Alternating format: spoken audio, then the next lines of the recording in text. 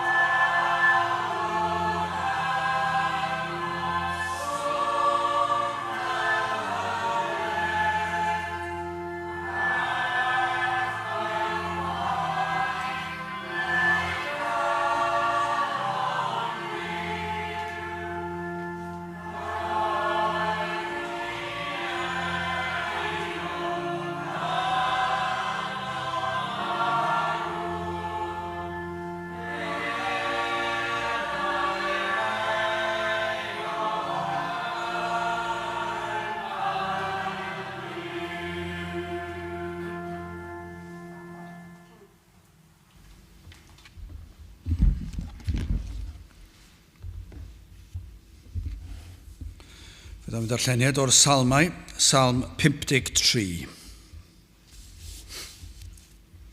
Salm 53. Dywedodd yr ynfyd yn ei galon, nid oes un Duw, ymlygrasant a gwneithant ffiaidd anwiredd, nid oes un yn gwneithir daioni. Edrychodd Duw i lawr o'r nefoedd a'r feibion dynion i edrych a oedd neb yn ddeallus ac yn ceisio Duw. Ciliasau pob un ohonynt yn wisg ei gefn, cydymddifwynasant, nid oes awnel ddaioni, nac oes un. Oni wyr gweithredwyr anwiredd, yr rhai sydd yn bwytaf ym mhobl, y fel y bwytant fara, ni alwasant ar Dduw. Yno yr ofnasant gan ofn, lle nid oedd ofn, can ysdiw a wasgarodd esgyrn yr hwn ath warcheodd, gwaradwyddaist hwynt, a mi Dduw ei dirmygu hwy. O na roddid iachawdwriaeth i Israel o Seion, pan ymchwelo Duw gaeth ddiwed ei bobl, y llawenycha Jacob ac yr ymhyfryda Israel. Bydde bendith Duw ar iair sanctaidd ef. Gydewch ni nawr droi at ein harglwydd mewn gweddi. I ni yn diolch i ti unwaith eto Dduw am y fraint o gael dod ger dy fron ac yn diolch am bob un cyfle, diolch yn bod yn gallu dod yn hyderus gan dy fod wedi agor ffordd i'n galluogi ni ddod yn bechaduriaid, ond yn bechaduriaid wedi ei golchi yn lan trwy waed yr arglwydd Iesu Grist. O Dduw i ni yn gallu dod fel rhan o deyrnas di, yn blant i ti o Dduw gan ein bod yn dod yn rheiddiannau yr arglwydd Iesu Grist, yn yr hyn oll am wnaeth e trosom ni, ac felly ni yn gallu dod yn hyderus, yn gwybod dy fod i yn ein gweld, yn ein clywed, yn ein gwrando. Rwy ti wedi darparu a chawdwriaeth ar ein cyfer ni cyn i'r byd cael ei lunio hyd yn oed i ti trefnu ffordd iachawdwriaeth. Ac o Dduw, yr wyt ti wedi gofalu, wedi darparu ac yn ein harwain. Ac felly o Dduw, i ni yn diolch i ti. Ein bod yn gwybod fod y cyfan yn dyddwylo di ac ein bod yn gallu pwyso arno ti hyd yn oed yn ystod yr oedfa hon. I ni'n gallu codi'n llygaid, i ddyrchafu'n llygaid tuag at y mynyddoedd, i edrych tuag at y ti. Yr wyt ti o Dduw yn gwybod ein bod ni yma nawr yn ceisio dy wyneb di ac yn ceisio dy ddyrchafu di ac yn ein gwendid ac yn ein crwydro cyson. I ni yn gofyn am help, am nerth, i dy geisio di, dy ddoli di mewn ffordd sydd yn gywir, ac i ni'n galw arna ti ddod lawr i'n plydd. Gad i ni deimlo dy bresenoldeb yma gyda ni. Gad i ni dystio dy fod yma gyda ni. Yn y dyddiau yma lle mae'r fath droi cefn wedi digwydd, y fath atgasedd tuag at y bethau di, difaterwch llwyr tuag at bethau ysbrydol a thragwyddol. O Dduw, i ni yn gweddio y byddu di yn dod yn ôl unwaith eto ac i weithio yn ein plith ni yma ac yna o Dduw, tyrd gweithio mewn ffordd fydd yn dwy'n pobl at ti dy hun trwy dy ras sydd yn anorchfygol. I ni'n gwybod o Dduw yr wyt ti yn gallu gwneud yr hyn sydd i bob ymddangosiad yn edrych y tu hwnt i fod yn bosib. Ond o Dduw, yr wyt ti yn holl alluog ac yr wyt ti'n gallu agor llygaid y deillion mwyn iddynt weld ei hangen. Ac o Dduw, i ni felly yn gofyn i ti agor llygaid pobl. O nawr o Dduw wrth i'r sil yma ddirwyn i ben, i ni'n gweddio y byddu di yn peri cyn i'r sil orffen. Y bydd na rai fydd am ryw reswm na fydda nhw'n gallu egluro, ond yn dechrau meddwl am ei bywydau, yn dechrau meddwl am ei difaterwch, yn dechrau meddwl beth yw pwrpas y bywyd ar y ddeiar yma. Ac yna o Dduw, bydde di'n dod i'w cof nhw, yn ei hatgoffa nhw o'r hyn y maent wedi wneud a pam ei bod nhw wedi gwneud y pethau hyn. Ac o Dduw, y bydd na iogrwydd yn dod ar niferoedd fawr, y bydd na argyhoeddiad o bechod yn dod ar dyrfaoedd, yr wyt ti'n gallu gwneud hyn, ac o Dduw byddant yn dechrau ceisio dy wyneb di. O gad iddyn nhw wybod ble mae'r efengyl yn cael ei ffregethu, a byddu di yn arwain ei llwybrau hefyd, nid yn unig i weld ei hangen, ond i wybod pa le gawnt glywed am y ffordd sydd wedi ddarparu gen i ti. O Dduw, ti sydd yn gorfod gwneud y cyfan. Felly ni'n galw arno ti i weithio yn ein plith yn y dyddiau blin yma. Gad i ni brofi dy bresenoldeb gyda ni'n cynhesu'n cylonau oeraidd ni, i ni hefyd yn tystio ac yn cyffesu ein bod ni yn crwydro mor gyflym a mor sydyn. I ni'n gweddio felly o Dduw y byddu di yn ein nerthu ni yma ac yn cynhesu ni i fod beth ddylsen ni fod, i osod dy bethau di yn flaenllaw yn ein bywydau, yn ben yn ein bywydau. Felly o Dduw diogel yn hamser cadwa yr un drwg i ffwrdd. Bendithio ni yn arwain ni nawr, i ni'n gofyn hyn oll trwy enw ac heiddiant ein harglwydd Iesu Grist. Amen. Ein tad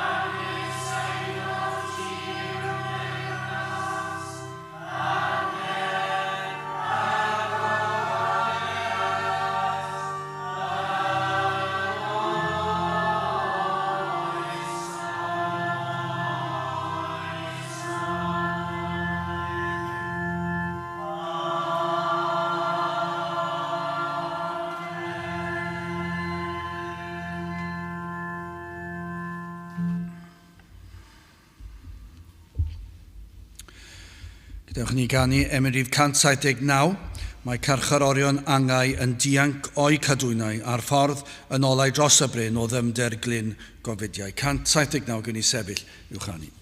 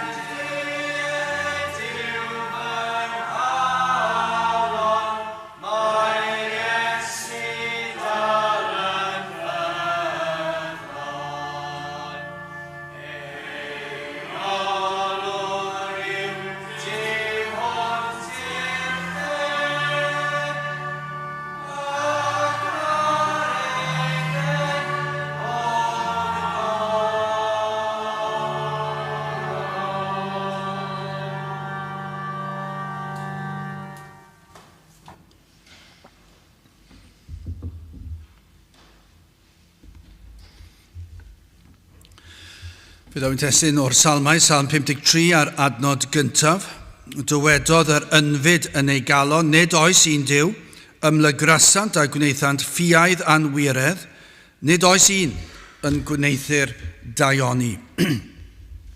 Petai dyn yn onest, byddai pob un yn cytuno, nad oes gwelliant i weld y mywydau pobl ar unrhyw lefel.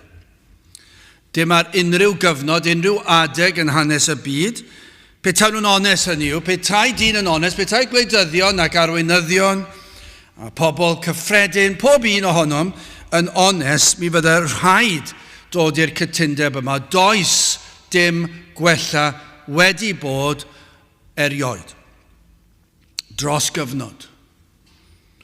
Ac wrth gwrs, mi fyddai'r dyn cyffredin neu unrhyw ddyn yn dadlau yn wahanol. Mae'r byd yn mynnu dadlau ei hachos fod pethau yn gwella drwy'r amser. Maen nhw'n pwyntio at gynnydd mewn technoleg, A sut y mae technoleg yn ôl pob sôn wedi codi safon bywydau. Mi fydda pobl yn dadlau ffyrnig am hynny, fod gwellad wedi bod yn hanes y byd yma, ddeiar i ni'n byw arni, a'r bobl sydd yn trigo arni, fod yn welliant, ac mi fydda nhw'n pwyntio at technoleg, fod hynny yn arwydd, fod safon bywyd wedi gwella. A mi fydden nhw hefyd yn dadlau fod meddyginiaeth wedi datblygu dros y blynyddoedd ac yn enwedig yn ystod y pandemig diwethaf yma, pa mor sydyn llwyddo nhw ffeindio meddyginiaeth i helpu yn yr achos yma ac yn dadlau edrychwch y mae dyn wedi gwella gymaint. Ond, efallai bod technoleg wedi datblygu, efallai bod meddyginiaeth wedi datblygu, efallai bod na ryw newid wedi bod ar sail y pethau hynny. Ond y cwestiwn yw, a yw'r byd yn le gwell i fyw yn yw'n saffach? Ydy yn well? Ydy'r bobl yn well? Ydy problemau dyn wedi gwella ers hynny? Dydy ddim yn sôn a dyn ni'n gallu rhoi moddion i rywun sydd yn gallu gwella ryw ofiechyd am gyfnod byr, achos byr fydd ar y gorau. Falle wneud rhywun wella tan maen nhw'n ganrif ac yn beth bynnag, ond ar ôl hynny fydd ddim lot o werth wedyn ni. A gyda technoleg efallai bod ni'n gallu clywed pobl a siarad yn nhw a rhywun o ben draw'r byd, ond a yw'r person yn well? Yn well berson? Dyma'r cwestiwn, yr oedd Dafydd, y salmydd, ar ôl hir oes, yn gallu tystio nad oes gwellhad wedi bod. Allwch chi fynd nôl i ddechrau'r salmau, salm 14, yr union rhan salm bron iawn o hon. Ond yr un yw'r neges, yr un yw'r bwrdwn. Does dim gwella wedi bod. Bod dyn yr un mor ddrwg ar ddiwedd bywyd y salmydd ag yr oedd pan yr oedd Dafydd yn ifanc. Yn ei fywyd mae'n gallu, dim ond yn gallu tystio i raddau, yr hyn i ni'n ei weld ac yn ei wybod yn ein bywydau ni, ond hefyd mae gynnon ni pethau fel llyfr a hanes, ac i ni yn gwybod beth sydd wedi digwydd dros y canrifoedd hefyd. Ond, petach chi dim ond yn sôn am eich bywyd chi, a fyddwch chi'n dweud bod dyn wedi gwella unrhyw lefel yn ystod eich bywyd chi. Achos dyna beth byddwn ni'n gallu tystio, yr un yw'r problemau, yr un yw'r atgasedd, darllenwch am unrhyw gyfnod drwy hanes y byd. Ac fe allech chi ddewis unrhyw ganrif. Dywyswch chi unrhyw ganrif. Ond ni fydd yn hyfryd petai ni am eiliad yn gallu galw am nid yn ystod yr oedfa, ond falle ar ôl y hanesydd i'n plith ni. Ac yn gofyn yr hanesydd yma. Dewiswch chi unrhyw ganrif. Neu, beth am i ni wneud yn hyd yn oed yn fwy penodol, dywyswch degawd. Unrhyw ddegawd, unrhyw ganrif. Yn hanes y byd, ac edrychwch chi wel, a fedrwch chi ddweud fod dyn di gwella ers dechrau'r ganrif erbyn diwedd y ganrif. Unrhyw ganrif. A oes na wellhad wedi bod y mywydau pobl. Nid a yw'r tren wedi datblygu, neu a oes awyren wedi cael ei ddyfeisio, neu ceir wedi troi o ddefnyddio petrol a diesel, nawr i ddefnyddio trydan. Dydyn ni'n sôn am y peth yna. Dwi'n ddim yn gwella'r unigolyn. A yw y dyn, y fenyw, y person wedi gwella unrhyw faint? Gallwch chi ofyn hyn. A oes unrhyw llywodraeth wedi llwyddo i wella dyn? Dwi dal i aros i weld achos cwyno mae bob cenhedlaeth am bob un llywodraeth. Dydyn nhw ddim wedi llwyddo, ac os ydyn nhw'n llwyddo lleihau nifer sydd yn ddi-waith am gyfnod, ac dwi ddim yn cofio hwnna rhyw lawer yn fy mywyd i, ond mae yn bosib siwr o fod i cael llai os ych chi newid y ffigurau rhywsait, a dwi'n ambell i gelwydd, allwch chi newid y ffigurau fel ac ymynwch chi. Ond dwedwch chi petai yn bosib dod ar di-weitra lawr, a roi swydd i bawb, a cartrefi i bawb, a yw dyn yn well. Petai chi'n gallu addo cael llywodraeth sydd yn llwyddo cael cartref to i'ch chi penne a bod nhw'n cadw'r gres tu fewn i'r tŷ, bod nhw wedi cael yn fodern iawn. A mae pob unigolyn yn ein gwlad fach ni gyda cartref a gres a bwyd i fita. A fydda dyn yn well. Tybiwn ni, petach chi'n tynnu'r toddi ar y tŷ, mi fyddwch chi'n clywed rhywun yn gweiddi ar rhywun arall. Tybiwn ni, fyddwch chi dal i glywed drws yn cael ei daro'n glep achos bod rhywun yn grac gyda rhywun arall. Tybiwn ni fynd â'r drws frontal i gael ei gicio ar gau ac rwy'n mynd i'w car y gyrru ffordd yn dweud dwi ddim yn dod nôl at y tŷ ac wedi colli tymer. Tybiwn ni fydd e dal yn digwydd ym mhob cartref ar draws y wlad. Ni fydd y pobl dal i fod yn llawn atgasau tuag at ei gilydd. Hyd yn oed betawn ni'n cael cartrefi clud i bawb. A yw dyn yn gwella rhywfaint? Rhywfaint? Dyna'r cwestiwn. Ond mae'r byd yn rhyfedd, ond dyn nhw.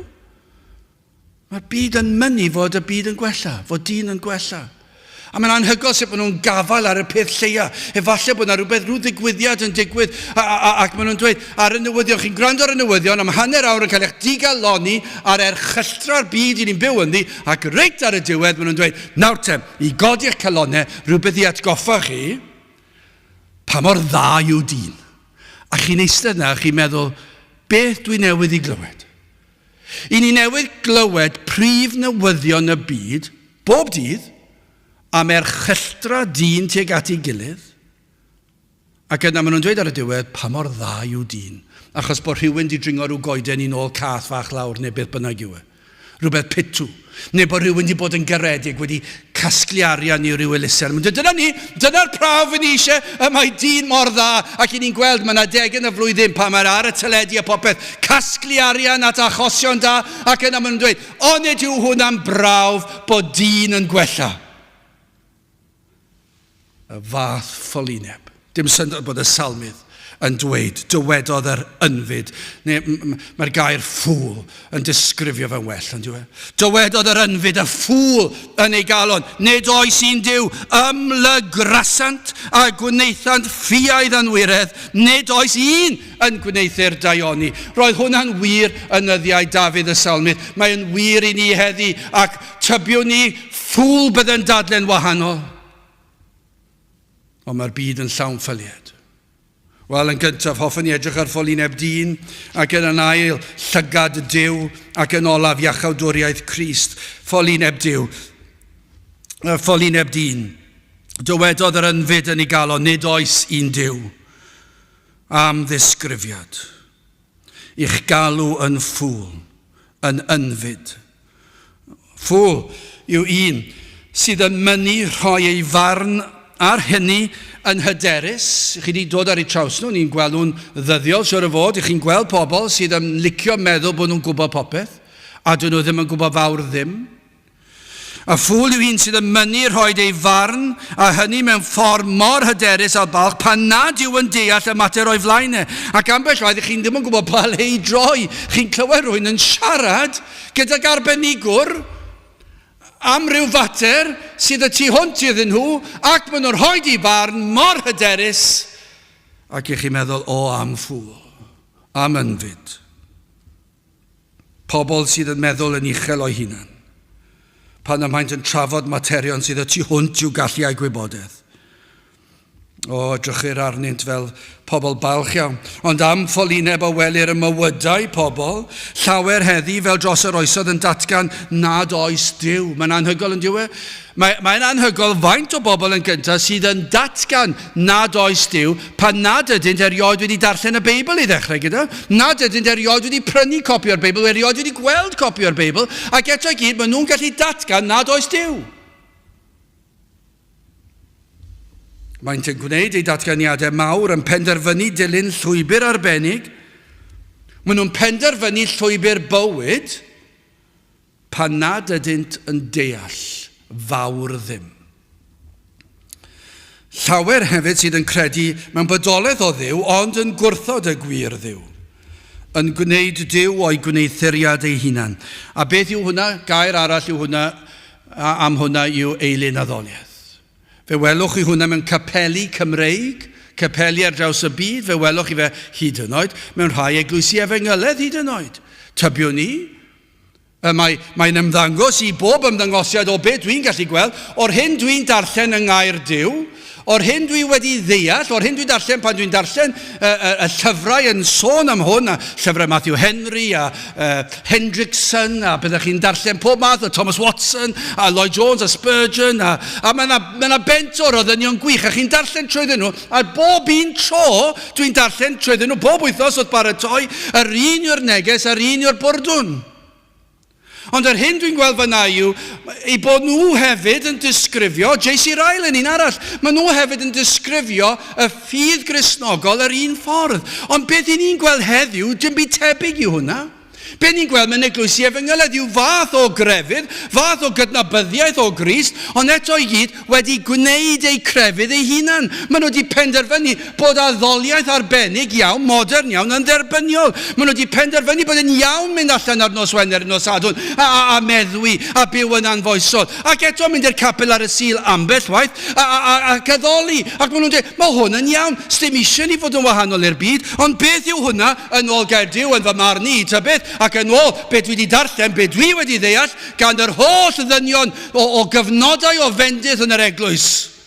Eilyn addoliaeth. Beth yw hwnna? Maen nhw wedi gwneud ei Duw ei hunan. Maen nhw wedi gwneud ei crefydd ei hunan. Dyna yw crefydd yr byd, eilyn addoliaeth. Does dim rhaid o fod yn lwmpyn o bren neu darn o bres. Yr un yw'r peth. Beth maen nhw wedi gwneud? Maen nhw wedi creu ei Duw ei hunan. Ond sut Dduw fydd hi? Wel, mae'n Dduw sydd yn mynd i ganiatáu iddyn nhw fyw bywyd crefyddol sydd yn ei siwtio nhw.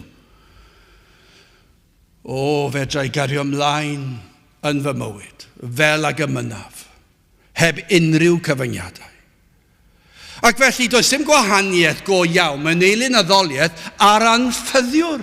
Yr un sydd ddim yn credu y modolaeth Duw. Yr un mae'r salmedd yn disgrifio. Achos yr un yw'r peth, achos beth mae'r anffyddiwr yn dweud, does dim Duw. Beth mae'r crefyddwr yn dweud, mae na Dduw, ond fy newi yw e. Sydd yr un peth a'r llall. Achos mae'r anffyddiwr yn credu hefyd. Mae e'n addoli ei hun. Ac mae e wedi gwneud ei hun yn Dduw. Ac felly fe sydd yn penderfynu. Sydd yr un peth a'r capelwr. Does dim gwahaniaeth. Ffylied yw'r cyfan. I ni gyd yn ffylied. O'n genedigaeth ni. Yr oeddem oll yn crwydro. I ni gyd yn dod yn fer o blegyd pawb a bechasant ac ydynt yn ôl am y gonion Duw. Dyna beth mae'r Beibl yn dweud. I ni gyd yn ffylied. Dyna beth sydd yn wir amdano ni gyd. Yn byw fel nad oes yna Dduw i'n cosbi. Ond nid dyna yw'r anffyddiwr. Ond nid dyna yw Duw pob math o grefyddwyr. Fydd fy niw i ddim yn fy nghosbi fi, achos dwi'n addoli fy niw i. Dywed y crefyddwr. Dywed yr anffyddiwr, dywed yr un sydd ddim yn credu mewn Duw, ni fydd fy niw i yn cosbi, achos does dim Duw. Achos fi yw fy niw fy hun. Fi yw'r un sy'n penderfynu. Yr ynfyd y ffwl yma yn byw bywyd yn gwadu Duw. Felly, beth mae'n dweud? Does dim cyfraith. Dyna beth mae'r anffyddiwr yn dweud. Dyna beth mae'r eilyn addolwyr yn dweud. Does dim cyfraith. Does dim trefn. Does dim atal ar chwant. Does dim cyfyngu ar nwydau. Does dim modd cael barn absoliwt. Does dim lle i ddweud yn awdurdodol fod un peth yn iawn a pheth arall yn anghywir. Ti'n cofio cael rhywun yn dweud wrthai, rhai blynyddoedd yn ôl yn dweud ynglyn â rhyw fater o anfoesoldeb ac yn dweud pa hawl sydd gen ti i ddweud bod hwnna'n anghywir. Cydrychus i arnyn nhw, ys i mae perffaith hawl gen i. Nid achos be fi'n meddwl, mae Duw wedi dweud ei fod yn anghywir. Ac os ydy Duw wedi dweud ei fod yn anghywir, pwy ydw i ddadle gyda Duw? Ac yna dwedes i wrthi hi, neu person dwedodd hwn wrthai, fe dwedodd hi, dwedes i wrthi hi, pwy sydd yn rhoi'r hawl i chi ddweud fod yn iawn? O dim byd ganddyn nhw ddweud. Mater o farn yw e. Does dim sail ganddyn nhw. Ac felly mae'r anffyddiwr yn byw bywyd heb unrhyw gyfyngiadau. Does dim cyfraith, does dim trefn, does dim atal ar chwant, achos os ych chi'n yn chwantus am rhywbeth, cymerwch e. Peidwch â phoeni, fi dim cosb yn ôl Duw. Gewch chi neu be fynnwch chi. Beth am yn i alw'r hyn sydd yn dda yn ddrwg a'r drwg yn dda? Beth am yn i alw cariad yn chwant? Beth am yn i cael gwared ar y gair cariad? A beth am yn i alw yn chwant? Os i chi eisiau fe fel anifel allan yn y ceie, ewch amdani. Dyna beth mae'r byd yn dweud. Dyna beth mae'r holl ddathlu yma'n dweud. A'r holl agwedd yma sydd yn yr oes fodern, maen nhw'n dweud hyn. Os i chi eisiau fe, ewch amdani. Dyna beth mae'r ffwl yn dweud.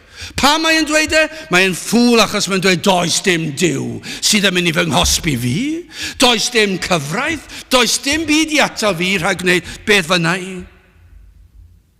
Ac felly gall unrhyw beth gael ei dderbyn.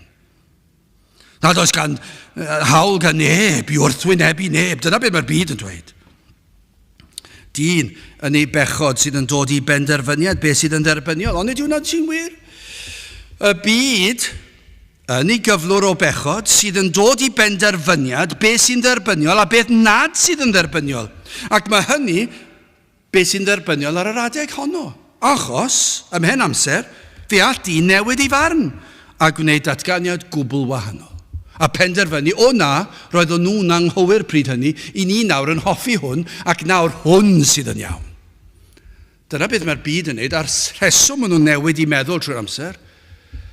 Does dim absolute i gael. Does dim cyfraith.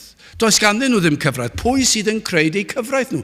Nhw sydd yn creu eu cyfraith nhw, ac maen nhw'n newid trwy'r amser. Yn ôl beth sy'n siwtio nhw ar y pryd, achos nhw yw ei Duw ei hunan, deilyn addoliaeth. A hyn a welwn y canlyniadau, dyn yn byw i safon sydd yn ei blesio, creuwyd yn ôl y Beibl, dyn i ogoneddu Duw a'i fwynhau am byth. Ond ar hyn a welwn mor bell o hyn, ond yw e? Mor bell. I ni'n gweld dyn yn byw i ogoneddu ei hun, i blesio ei hun, gan y cred nad oes yna Dduw i gosbi nac i farnu. Ac felly o'r egwyddor hon, o'r man cychwyn yna, gwelir holl benderfyniadau dyn wedi ei lygru. Ond nid yw yn wir, y mae penderfyniadau dyn wedi ei lygru. Fe ddaw mor fyr o'r hyn y creuwyd ni i fod. Genesis, ewn ni nôl reit i ddechrau'r Beibl. Genesis 6, adnod 12. A Duw a drychodd ar y ddaear, a gwele hi a lygrasid, canis pob cnawd a lygrasau ei ffordd ar y ddaear. Genesis. Reit ar y dechrau.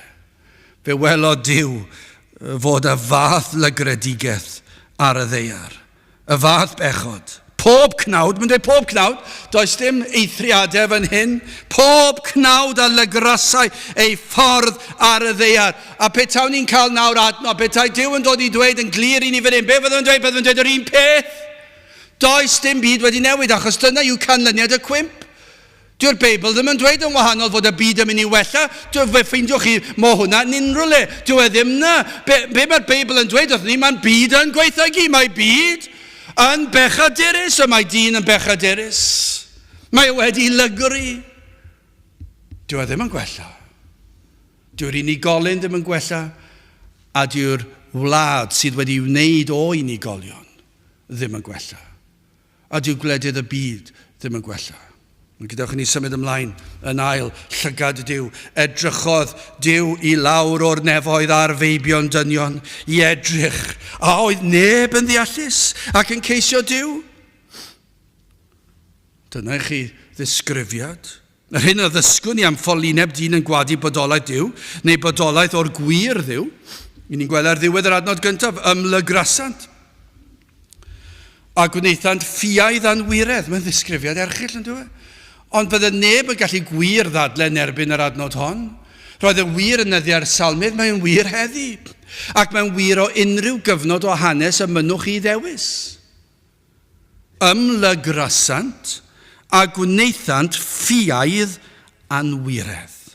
Nid oes un yn gwneithur daioni. Dyna i chi ddisgrifiad gwbl deg o'r byd i ni'n byw yn ddi. Dyna canlyniad anffyddiaeth.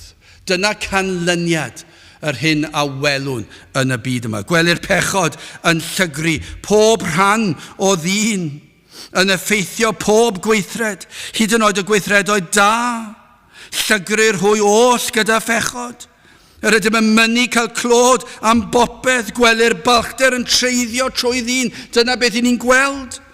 Ond am bechod yw codi dwrn fyniad Dduw, a dweud nad oes ganddo'r nerth, yr awdurdod, y gallu i gosbi. Dyna beth mae dyn yn dweud. Mae fe betai'n codi ddwrn lan at Dduw ac yn dweud, pwy wyt ti? Dwi ti ddim yn mynd i allu wneud dim byd i fi. Fedra i wneud beth fynnau.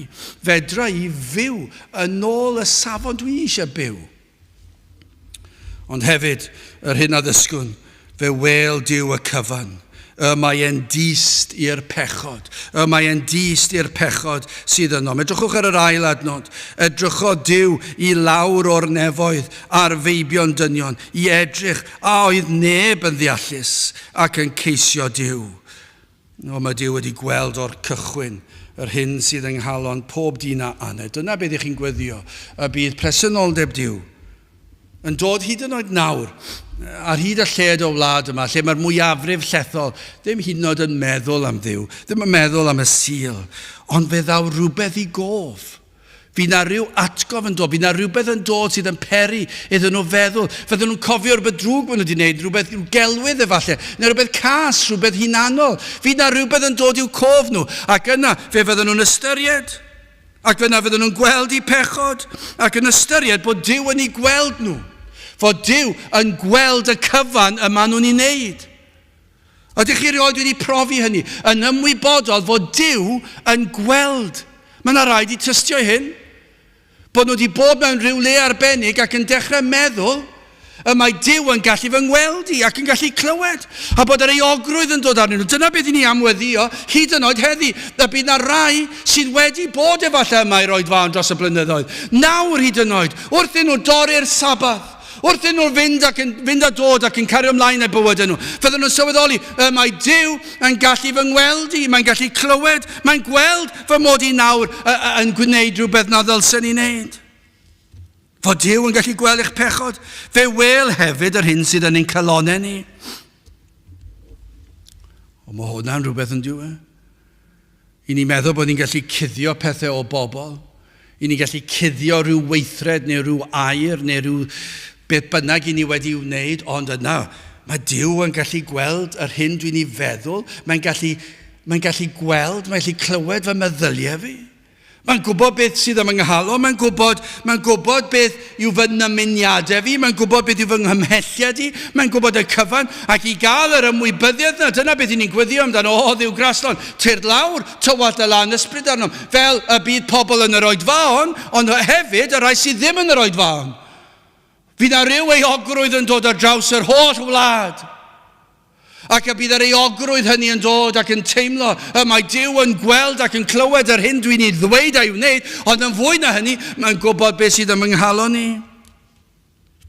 Drwy bob degawd, pob canrif, petai un yn unig wedi llwyddo i fyw yn dda, yn gyfiawn, a phlesio Duw, mi fydda Duw wedi ei weld e.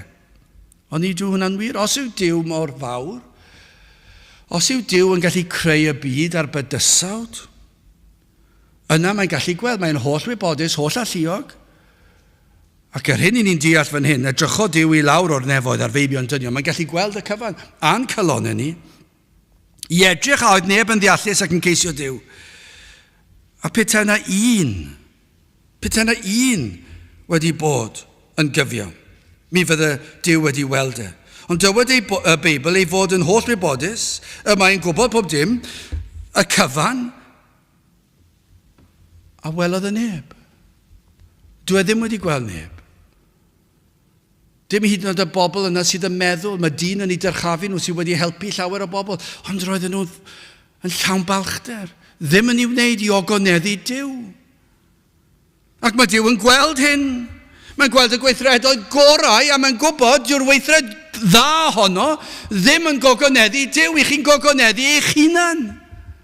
Ac mae Duw yn ei weld e. A petawn ni nawr am eiliad yn gostwng y safon a dweud, oes yna un sydd nid wedi bod yn gyfiawn ac yn ceisio Duw ac yn dda, ond oes yna un wedi cael dymuniad cywir a didwylledd. Ac mae dyma beth o Duw yn chwilio amdano. Ond na, does dim un. Rhaid dweud, os bu un y gall weld hyn, yna Duw yw hwnnw. Ond eto, nid oes yn ôl beth mae gair Duw yn dweud wrtho. Nid oes un i'w weld yn byw bywyd yn y modd y mynad Duw. Dim hyd yn oed gyda mymryn o ddymuniad. Y crefyddwyr hyd yn oed. y maent yn addoli rhyw ddiw sydd yn ei plesio, sydd yn caniatáu iddynt wneud yr hyn y mynant. Yr anffyddiwr yn mynnu dilyn i lwybr ei hun. Ac am lanast y mae wedi gynhyrchu. Fel yn ein gwlad fach ni yma, mae'r Cymru yn hoffi canu, yn dydyn ni, calon lan, yn llawn daioni.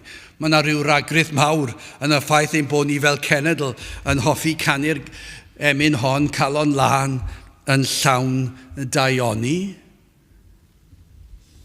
Ond ni welodd Duw yr un galon lan yn llawn daioni. Ni welodd y un.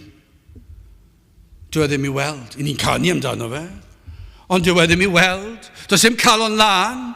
Does dim un yn byr ac yn gogoneddu Duw ac yn byw i'r pwrpas y creu o Duw ni. Nag oes, edrycho Duw i lawr o nefoedd ar feibion dynion i edrych a oedd neb yn ddeallus ac yn ceisio Duw. A'r hyn a wel Duw yw adnod 3. Ciliasau pob un ohonynt yn wisgi gefn, cyd ymddifwynasant, nid oes sawnel ddaioni, nac oes un. Dyna'r hyn a welodd Duw. Ac yn dal i weld. Mae mwy yma na troi i ffwrdd o Dduw, ceir elfen yma o ddyn yn wrthyn i Dduw. Mae ychydig bach yn wahanol na troi cefn ar Dduw. A mater o just troi ffwrdd. Mae hwnna'n ddigon gwael. Ond mae'r elfen yma o troi ffwrdd. Chi wedi cael rhywun yn troi cefn arnoch chi? Dwi wedi cael llawer gwaith. Dwi ddim yn neis. Dwi ddim yn brofiad pleserus. Pa mae rhywun yn troi cefn, achos chi'n gwybod mae yna fwy tu cefn i'r peth.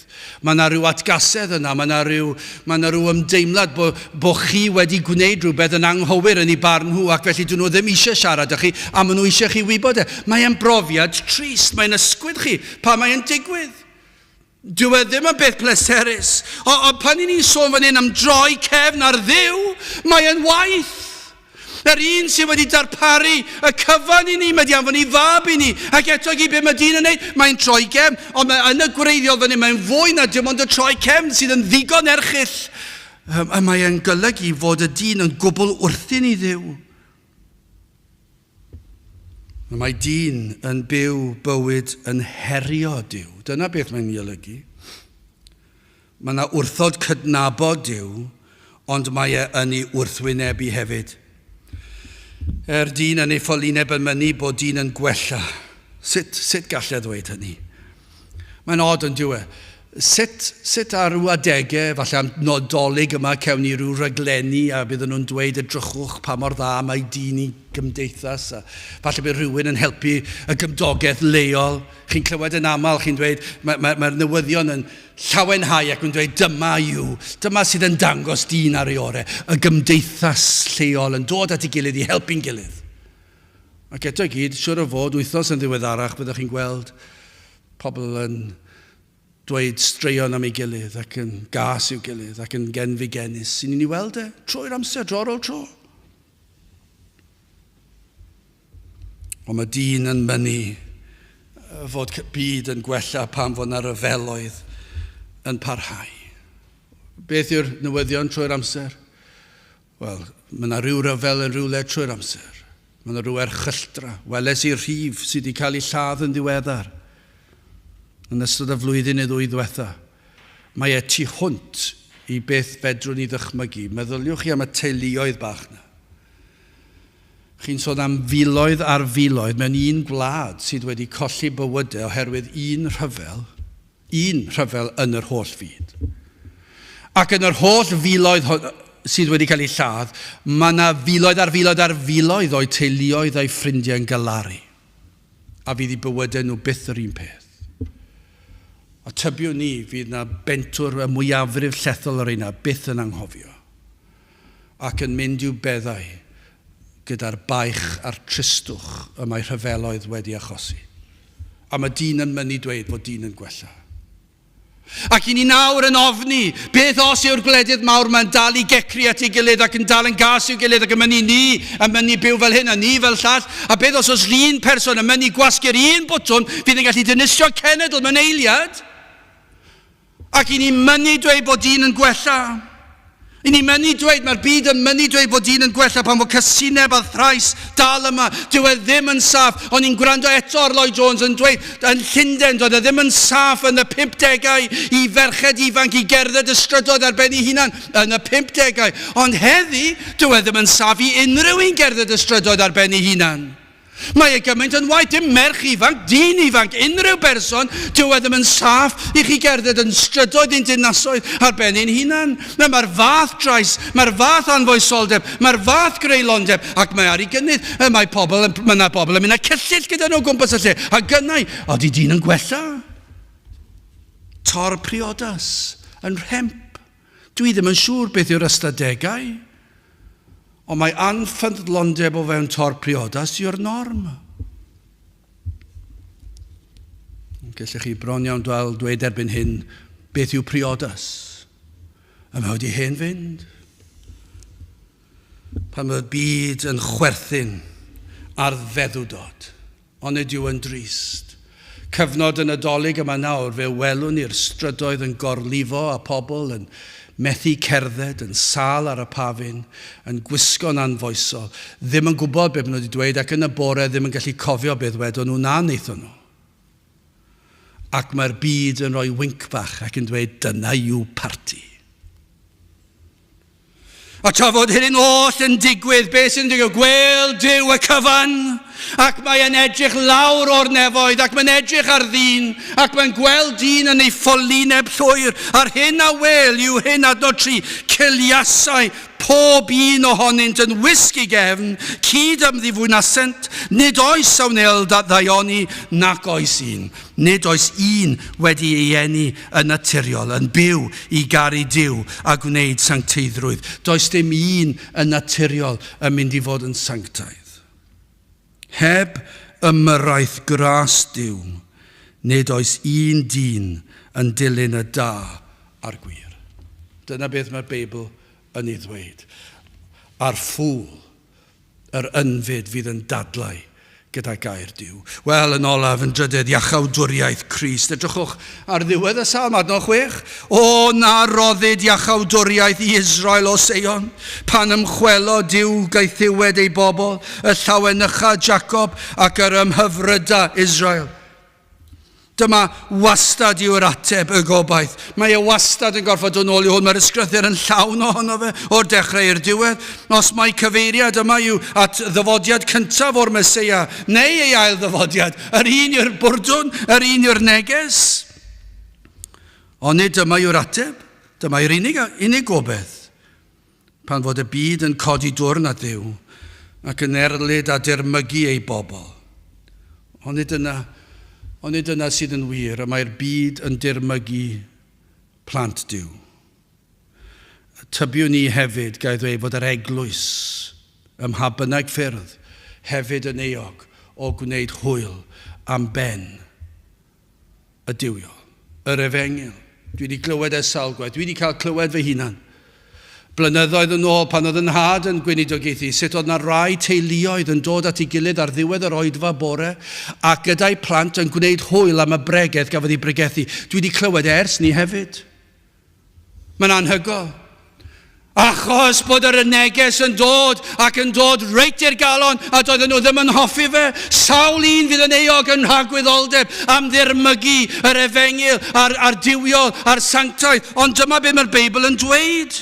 Mae'r byd yn codi dwrn at bobl Dduw ac at Dduw ac yn erlyd ac yn dirmygu ei bobl, ond beth mae'r salmydd am ddweud yw hyn, fe fydd atebolrwydd.